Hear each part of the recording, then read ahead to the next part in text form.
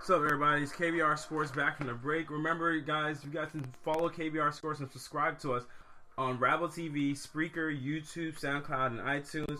Also, please, guys, make sure you guys like and comment on the KBR Sports podcast so we can get your feedback on our show, implement some ideas that you guys might have for us, and also follow us on Twitter at KBR_sports. We tweet the live link before every show so you guys can listen live to our show. And remember, you guys can always call in and join our discussion at 571-991-0566. Nigel, before we delve into the topic about the Kings, can you repeat your question for people that didn't hear at the beginning of the show about what the circumstantial thing they would do in terms of the aliens, so people can kind of meld on that a little bit more? Question was, when you are president of the United States, you're sitting your first day, you get a scientist comes in, throws a folder on your desk.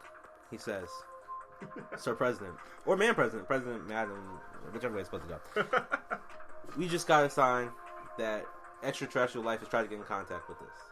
Martians. Yes. Do you say yes? Answer that call, or do you reject that? Yeah, it's a simple question. You look so serious. It's a serious question. It's a legit question. Because when you think about it, when you're a kid, I'm sorry to go off on that. No, you're fine. But when you're thinking of a kid, you're like, when you're a kid, you're like, yeah, man, aliens, that's cool, space, cool, that's all that. And then when you get older, you're like, you see what we do to people. Yeah. You see what, humans do to humans. Yeah. You imagine what aliens would do, like, come on. Oh, man.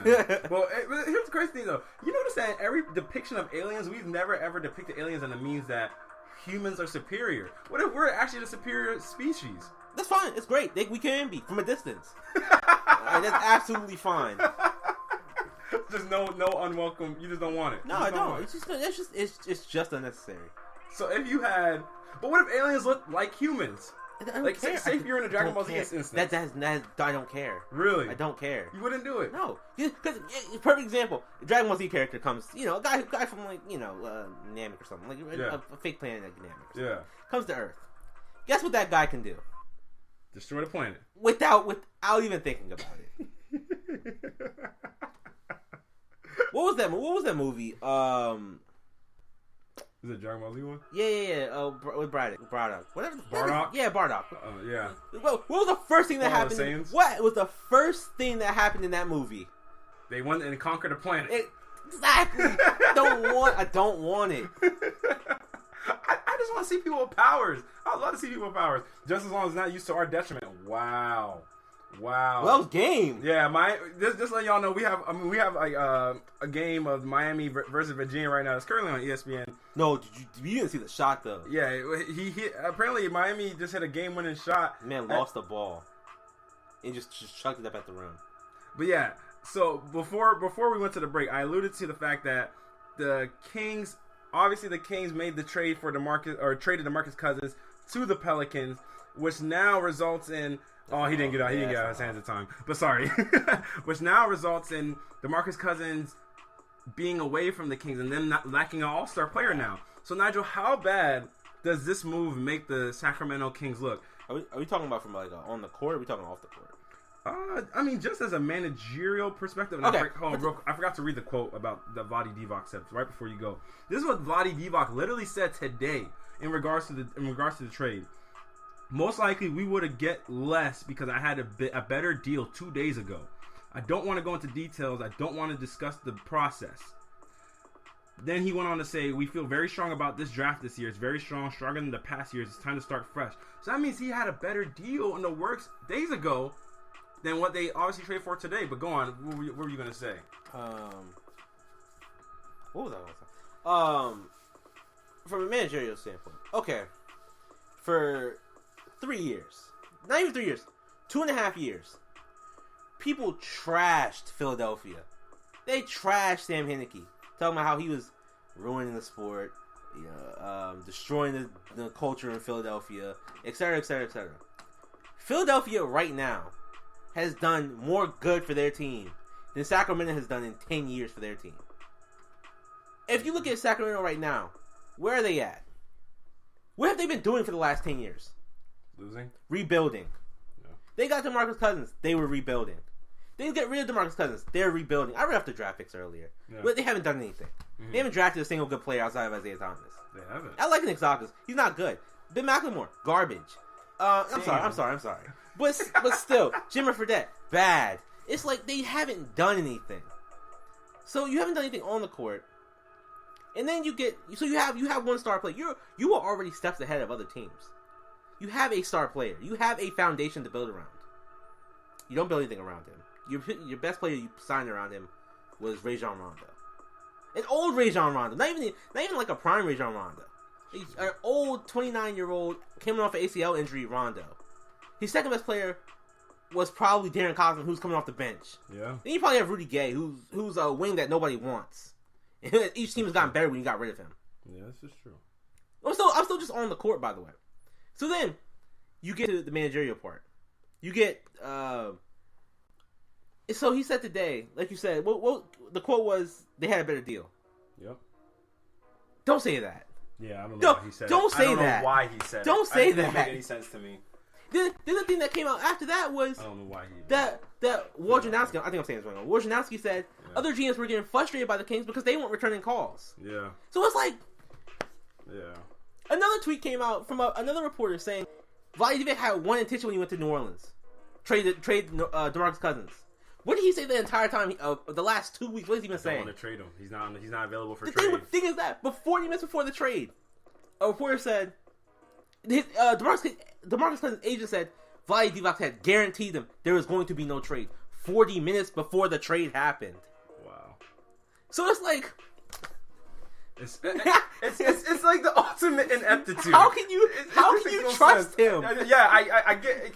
That's one of those things that now you look at, and because guys, I wish we had the video. I wish we could show you video of DeMarcus Cousins when he found out that he got traded. He was literally before the media. His agent comes to him because they ask him. His agent says only all-star questions. DeMarcus literally says, "Wait, why only? What other questions are there?" And his agent whispers in his ear and tells him that he's been traded. And DeMarcus is like, "Oh, really?" And pretty much then at that point, the agents, the reporters start asking their questions, and they ask him how his All-Star weekend went. He's like, "Man, I love New Orleans. Yeah, great city. Yeah, great city." And so, the Kings.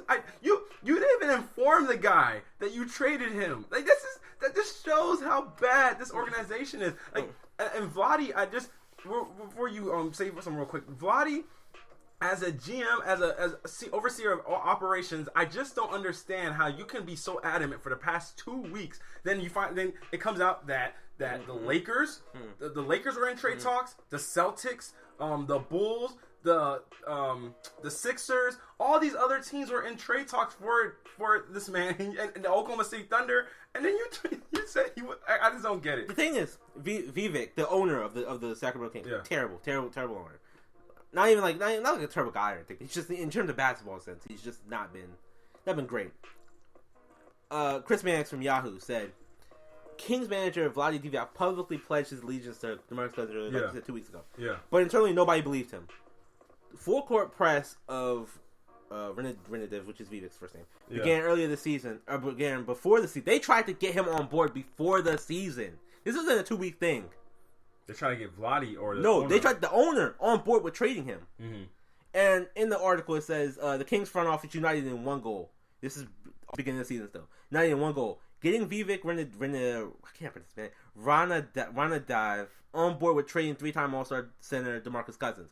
For months, Kings executives from basketball to the business side were in lockstep with reality that rebooting the franchise without DeMarcus Cousins was the only long-term solution. The owner was the only thing that stood in the way. On Sunday, he finally stepped aside, clearing the way for the Kings to send DeMarcus Cousins or Omri Caspi to the Pelicans for Buddy Hield, Tyreek Evans, Lansdale Galloway, and a 2017 first and second rounder. This was not a new thing. And then the crazy thing about it, last year, George Karl, they trashed him. They trashed him last year because they wanted to trade DeMarcus Cousins. They were like, "He's our guy. We're gonna stick by him. You can't do that. We're gonna get rid of you instead." Yeah. And then you trade him. Yeah, man. Like what? This is the most lost organized. You know when you just start seeing it's becoming one of those things where the Kings are becoming that team you don't want to go to. Like, you don't want to go to the Sacramento Kings because you know you're not going to be under great management. Like, the Kings, even with DeMarcus Cousins, the highest amount of wins they got was 33. That's just so bad. And like you said, the trade does increase Sacramento's chances at 2 first-round picks for this year because they only had to give up their top pick to Chicago if it falls outside the top 10. But the pick from New Orleans is top 3 protected. Top 3 protected. But again, they're not going to fall out. They're not going to fall the lottery. They're going to get maybe the 15th pick, maybe the 14th pick, somewhere around there. And again, even if they do terrible, if they tank so bad they get to the bottom of the standings, Philly can just say, "Oh, okay, I'm taking your pick, thank you," and just swap with them. It's like So for y'all that don't know why they have to swap picks with Philly, this is the background for that. Oh, hold on, before you say that, sorry. Let's talk about that trade he made. That trade, bad. Their trade. It's not even like that was bad. The thought process is this one trade was bad. The trading of DeMarcus Cousins was bad. The trading of the Philly trade in general. They traded the 2017 rights to swaps 2017 pick, and Philly gets their 2019 pick. Yeah, like. Oh my goodness. Yo, Nigel is so upset. So this is what happened. They could be forced out of the first round picks with Philadelphia because they owe the Sixers that unprotected pick from 2019 that Nigel was alluding to because of a trade in July 15th when they make to free salary cap to sign Rondo and Costa Koufos and Marco Bellinelli. And now Costa Koufos is the only guy still in Sacramento. So who did they trade? What do you mean? Who did Sacramento trade? In that trade, they traded away the draft picks, and they traded away 2 draft picks, Nick Stalkis, and took on 2 overseas players. Yeah, you didn't have to include. I'm sorry, I'm yelling. No, you just exuding your passion, bro. The thing is, you look at that trade, and you're like, why did you throw in 2 first round picks? Yeah, man. That part made no sense to me. Man. And now, again, I go back to Henneke real quickly. Henneke got his team a 2017 swap with a terrible team. And then the other thing is, if it falls out of the top 10, it goes to the Bulls. Yeah. So it's like... It's just a struggle. What are you doing? What team would you equate the Sacramento Kings to in the NFL? Like, there has to be a team that... The Browns! You think they're the Browns? They have to be. Are the Kings the Browns? They have to be. Or are they... Because think about it, would the Sixers be the Browns? No. The Sixers have... At least the Sixers have a future. You don't think the Browns have a future? No. They suck. I mean, the trash. I mean, be honest. Honestly, I think that this could equate to instead of. I don't even think the Browns, bro, because the Browns. No. It's a perfect mix of being managerial ineptitude and being bad. Well, let me give you a team. I think this equates to the Rams. No, I think this is really similar to for you. Think about all the picks that we just went through. You just listed all those picks. The Rams, multiple number 1 top first round picks. For notable picks on quarterbacks. Running backs, they've at least been average. Defensive backs. They've at least been average. No, but that was only during the Jeff Fisher era. Before that, we had seasons of 2-14. Yeah, but still 1-15. Still, the Rams were bad, they man. Were bad, 3-13. But they were just average. The Browns have been bad. That is, I mean, and then you add in the front office just ineptitude at times. Oh, come on, it's a perfect match. Philly has too much. Philly has first of all has a superstar. And B, a potential superstar, I should say that. A potential superstar, talent, and draft picks, and a good coach. You talking about the Philadelphia? Yeah. They have a foundation at least. Browns don't have a foundation. That's why they're the Sacramento Kings. You don't think Hugh Jackson could be the? Yeah, he could be. We don't know that yet, but he could be. Because Hugh Jackson, then you guys have some draft picks. We have some draft picks. Yeah, we have stuff going, but we have to see what we do with the draft picks. I mean, we could Browns it up and just. Browns it up. Exactly. They Kings it up. Yeah, exactly. Kings it up. All right, Joe. So it's just. Yeah, give me your last point on it. I can tell you're so bad. No. You feel so badly about like this more than I do. I'm just annoyed because it's like the one thing I hate in the NBA are stupid GMs, and this has just been nothing. Just their whole run. I know. It's just been a whole run of just stupidity. Okay, real quick. Actually, no, I'll just save it to the speed round. All right, y'all. When we come back from the break, we're gonna touch on the All-Star Weekend and what our thoughts were on the All-Star Weekend, and just give a summary recap on everything that happened. Remember, you guys, we're gonna We're gonna end the stream, but remember, you guys can refresh the page with about 20 or 30 seconds. Refresh it, then our live stream will be back on there for you guys to listen to the show live. Remember, guys, KBR Sports, the best sports talk show, your 24-hour day.